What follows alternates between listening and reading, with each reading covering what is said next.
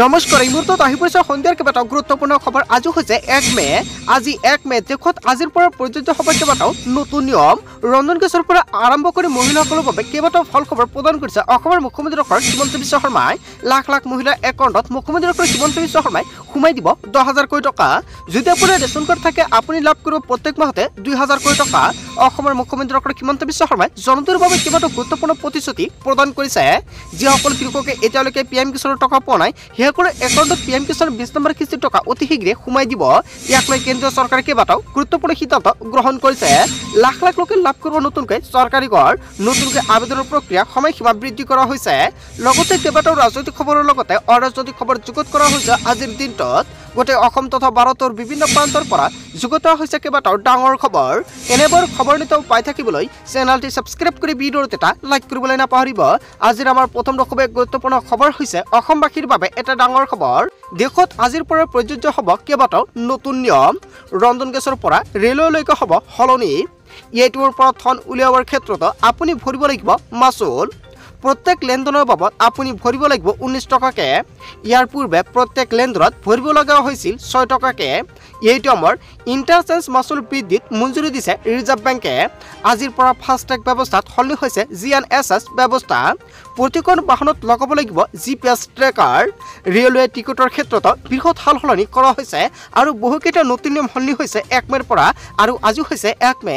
আপোনাৰ বাবে কি কি নিয়ম সলনি হৈছে আৰু ইয়াৰ ফলত আপোনাৰ প্ৰভাৱ পৰিব আপোনাৰ পকেটত। ৱেটিং লিষ্টৰ যাত্ৰীয়ে যাত্ৰা কৰিব লাগিব জেনেৰেল ডবাত। যদি আপুনি ৱেটিঙৰ বাবে টিকট কাটিছে আৰু কনফাৰ্ম হোৱা নাই তেনে ক্ষেত্ৰত আপুনি জেনেৰেল ডবাত যাত্ৰা কৰিব পাৰিব। স্লিপাৰ বিভাগত যাত্ৰা কৰিব নোৱাৰিব ৱেটিং লিষ্টৰ যাত্ৰীয়ে। ৰন্ধন গেছৰ চিলিণ্ডাৰ মূলতঃ আজিৰ পৰা বৃহৎ সাল সলনি হৈছে। আপোনাৰ জিলা বা অঞ্চলত কিমান টকাকে ৰন্ধন গেছৰ দাম বৃদ্ধি পাইছে নে কমিছে নিশ্চয় আপুনি কমেণ্ট বক্সত জনাই দিব। তাৰপিছত অসমবাসী ৰাজক জনাইছে আমাৰ পৰৱৰ্তী খুবেই গুৰুত্বপূৰ্ণ খবৰ। লগতে ডাঙৰ খবৰ 1 অক্টোবৰৰ পৰা ৰাজ্যৰ লাখ লাখ কৰ্মচাৰীৰ বাবে আহি গ'ল ডাঙৰ খবৰ। 1 অক্টোবৰৰ পৰা আশা কৰ্মীৰ দৰমহা বৃদ্ধি পাইছে। কেৱল এয়াই নহয় অংগনবাড়ী কৰ্মীৰ দৰমহা বাঢ়িব। অংগনবাড়ীৰ সহায়কৰ দৰমহা বাঢ়িব। ৰান্ধনীৰ দৰমহাও বাঢ়িব। আৰু কেৱল এয়াই নহয় কেইবাটাও গুৰুত্বপূৰ্ণ সিদ্ধান্ত গ্ৰহণ কৰিছে মুখ্যমন্ত্ৰী ডক্টৰ হিমন্ত বিশ্ব শৰ্মাই। টিউটৰৰ দৰমহাও বাঢ়িব। নতুনকৈ আৰু বিদ্যালয় প্ৰাধিকৰণ হ'ব। কেৱল এয়াই নহয় বিদ্যালয় প্ৰাধিকৰণৰ সমস্যা বহু পৰিমাণে লাঘৱ হ'ব। নিৰ্বাচনৰ প্ৰচাৰৰ মাজতে মুখ্যমন্ত্ৰী ডক্টৰ হিমন্ত বিশ্ব শৰ্মাৰ ডাঙৰ ঘোষণা। 1 অক্টোবৰৰ পৰা ৰাজ্যৰ লাখ লাখ কৰ্মচাৰীৰ বাবে আহি গৈছে ডাঙৰ খবৰ। ইয়াৰ বিষয়ে জনতাই কি ক'ব? যদি জনতাৰ কিবা মন্তব্য কৰিব লগা থাকে আপোনালোকৰ মন্তব্য নিশ্চয় কমেণ্ট বক্সত জনাই দিব। তাৰপিছত অসমবাসী ৰাজক জনাইছে আমাৰ পৰৱৰ্তী খুবেই গুৰুত্বপূৰ্ণ খবৰ। লগতে ডাঙৰ খবৰ 10 মেৰ পৰা চৰকাৰী ঘৰৰ বাবে নিজে কৰিব পাৰিব জিঅ' টেকিং।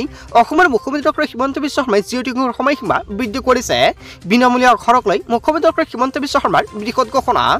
10 মেৰ পৰা 15 দিনৰ বাবে ৰাজ্যৰ বাবে মুকলি হ'ব এই সেৱা আৰু আপুনি 15 দিনৰ বাবে এই কাম কৰিব পাৰিব। 10 মেৰ পৰা 25 মে পৰ্যন্ত নতুনকৈ মুকলি কৰা হ'ব এই সেৱা। জিঅ' টেকিং কৰিবলৈ বাকী থকা লোকসকলে কৰিব পাৰিব জিঅ' টেকিং। যদি জীৱিকা সখীয়ে আপোনাৰ ঘৰৰ জিঅ' টেকিং কৰাই দিয়া নাই তেনে ক্ষেত্ৰত গতবিহি আপোনাৰ মোবাইল ফোনৰ জৰিয়তে আপুনি কৰিব পাৰিব চৰকাৰী ঘৰৰ বাবে জিঅ' টেকিং। জিঅ' টেকিঙৰ বাবদ দিব নালাগে 1 টকাও। নিজৰ ঘৰতে বহি আপুনি নিজে কৰিব পাৰিব জিঅ' টেকিং আপোনাৰ মোবাইল ফোনৰ জৰিয়তে। আপুনি কেনেকৈ কৰাব সেয়া সম্পূৰ্ণকৈ মুখ্যমন্ত্ৰী ডক্টৰ হিমন্ত বিশ্ব শৰ্মাই ঘোষণা কৰিছে। সমগ্ৰ প্ৰক্ৰিয়া শিকাই দিব ৰাজ্যত মুখ্যমন্ত্ৰী ডক্টৰ হিমন্ত বিশ্ব শৰ্মাই। নিশ্চয় নেক্সট ভিডিঅ'ত জনাই দিম। যদি আপুনি জিঅ' টেকিং কৰিব নোৱাৰে আপোনালোকক সম্পূৰ্ণকৈ ষ্টেপ বাই ষ্টেপ দেখুৱাই দিয়া হ'ব আপুনি কেনেকুৱাকৈ জিঅ' টেকিং কৰিব। লগতে কি কি নথি পত্ৰৰ প্ৰয়োজন হ'ব। আপোনাৰ আধাৰ কাৰ্ড লাগিব, বেংক একাউণ্ট লাগিব, লগতে জব কাৰ্ড লাগিব। জব কাৰ্ড আৰু আধাৰ কাৰ্ড মাষ্ট বি আপোনালোকৰ লাগিবই। এই দুটা নথি হ'লে আপুনি কৰিব পাৰিব আবেদন। আপুনি কেনেকুৱাকৈ চৰকাৰী ঘৰৰ বাবদ জিঅ' টেকিং কৰিব যদি নাজানে নিশ্চয় কমেণ্ট কৰি জনাব। নেক্সট ভিডিঅ'ত জনাই দিম। তাৰপিছত অসমবাসী ৰাজক জনাইছে আমাৰ পৰৱৰ্তী খুবেই গুৰুত্বপূৰ্ণ খবৰ। লগতে ডাঙৰ খবৰ পঞ্চায়ত নিৰ্বাচনৰ বাবে 2 মে আৰু 7 মে চৰকাৰী বন্ধ ঘোষণা কৰা হৈছে। হয় বন্ধু বান্ধৱীসকল প্ৰথম আৰু দ্বিতীয় পৰ্যায়ত কেইখনমান জিলাত বন্ধ থাকিব আৰু ইয়াক লৈ কেইবাটাও গুৰুত্বপূৰ্ণ সিদ্ধান্ত গ্ৰহণ কৰিছে। 2 মেত বন্ধ থাকিব তিনিচুকীয়া, ডিব্ৰুগড় আৰু চৰাইদেউ, শিৱসাগৰ, মাজুলী, যোৰহাট, গোলাঘাট, ধেমাজি। কেৱল ইয়াই নহয় লখিমপুৰ, শোণিতপুৰ, বিশ্বনাথ, কাছাৰ, হাইলাকান্দি আৰু শ্ৰীভূমি জিলাত চৰকাৰী বন্ধ ঘোষণা কৰা হৈছে।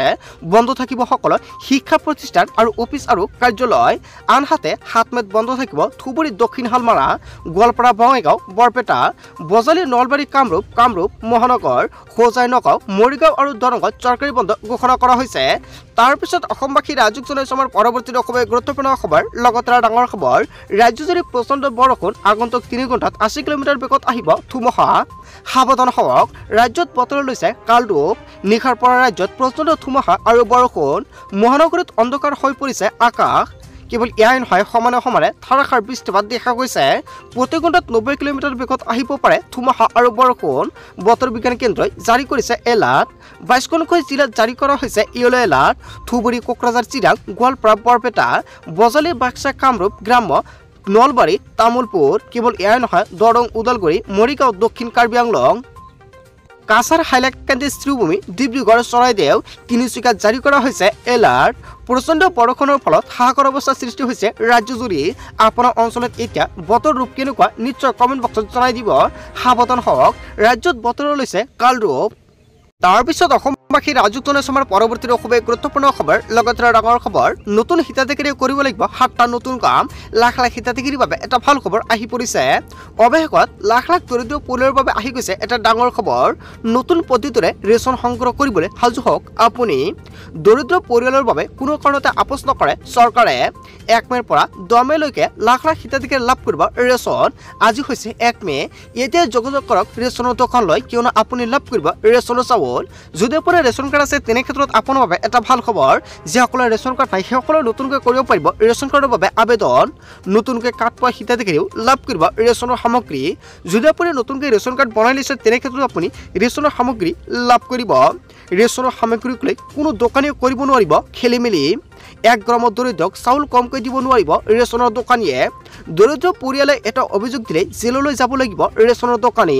চাউল কমকৈ দিলে গ্ৰহণ নকৰিব চাউল। মনত ৰাখিব, ৰেচনৰ চাউল সংগ্ৰহ কৰাৰ সময়ত দিয়ক আপুনি ফিংগাৰপ্ৰিণ্ট দিহে সংগ্ৰহ কৰক ৰচিদ। ই-পোষ্ট মেচিনৰ দ্বাৰা দিয়া ৰচিদ ল'ব লাগিব হিতাধিকাৰীয়ে। লাখ লাখ হিতাধিকাৰীৰ বাবে চৰকাৰে কেইবাটাও গুৰুত্বপূৰ্ণ সিদ্ধান্ত গ্ৰহণ কৰা হৈছে। লগতে লাখ লাখ মহিলাৰ একাউণ্টত অতি শীঘ্ৰে চৰকাৰে সোমাই দিব 10,000 কোটি টকা। মুখ্যমন্ত্ৰী ডক্টৰ হিমন্ত বিশ্ব শৰ্মাই গোটৰ মহিলাক লৈ কেইবাটাও গুৰুত্বপূৰ্ণ সিদ্ধান্ত গ্ৰহণ কৰিছে। আপুনি আত্মীয় গোটৰ প্ৰপত্ৰটো জমা কৰিছে নেকি? তেনে ক্ষেত্ৰত আপোনাৰ বাবে এটা ভাল খবৰ। অতি শীঘ্ৰে গোটৰ মহিলাৰ একাউণ্টত চৰকাৰে প্ৰদান কৰিব 10,000 কোটি টকা। চৰকাৰে 3খন সভা পাতিব।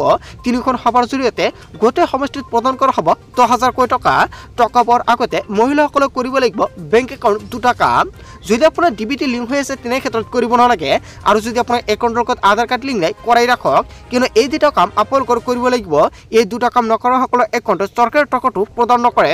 আৰু টকাটো প্ৰদান কৰিলে যদি এই 2টা কাম আপুনি নকৰে তেনে ক্ষেত্ৰত আপোনাৰ একাউণ্টৰ টকাটো নোসোমায়।